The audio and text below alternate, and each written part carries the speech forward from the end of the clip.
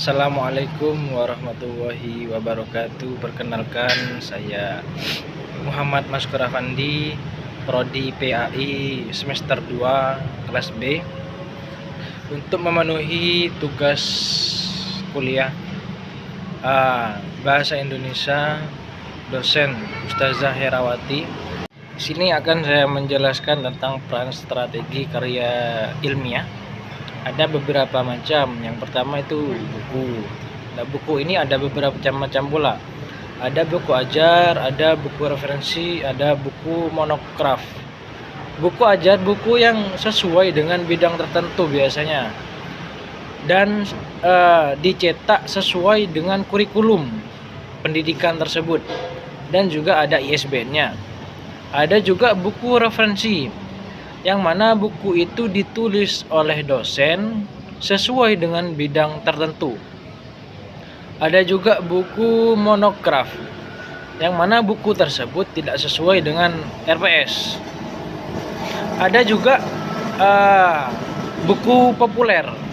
Nah, buku ini biasanya terkait dengan kenuansan keuangan, seperti halnya saham dan lain-lain. Kemudian antara lainnya ada diktat, yang mana diktat ini disusun dengan tema mata kuliah yang disampaikan secara langsung, jadi menyeluruh.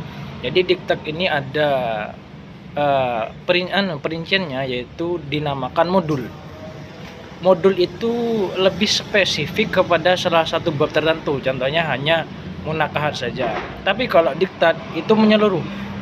Jadi toharoh, sholat, ubudiyah, munakahat, jinayat itu digabung semua kemudian dijadikan buku. Tetapi kalau modul enggak, cuman bab munakahat saja atau hanya bab toharoh saja yang dijadikan buku. Kemudian ada juga skripsi. Skripsi adalah istilah yang digunakan oleh orang Indonesia untuk mengilustrasikan suatu karya tulis ilmiah dengan beberapa paparan tulisan hasil penelitian sarjana S1. Biasanya ini bagi S1 yang membahas suatu permasalahan atau fenomena dalam bidang ilmu tertentu. Tujuannya agar siswa mampu menyusun dan menulis karya ilmiah tersebut sesuai dengan bidangnya. Ada juga tesis. Tesis ini pernyataan atau teori yang didukung oleh argumen yang dikemukakan dalam karya tulis ilmiah. Untuk mendapat gelar sarjana di bidang S2 biasanya, kebanyakan tesis itu S2. Dan ini menjadi tugas akhir seorang mahasiswa tersebut. Kemudian ada disertasi. Disertasi yaitu adalah paparan diskusi yang menyertai sebuah pendapat atau argumen, yang mana pendapat tersebut itu dijadikan tesis. Istilahnya, disertai dengan tesis dipakai untuk mengacu pemaparan diskusi yang bersifat sekular atau akademis. Beberapa perguruan tinggi biasanya menggunakan istilah disertasi itu. Sedangkan disertasi ini lebih spesifik kepada akademik jenjang doktor atau S3.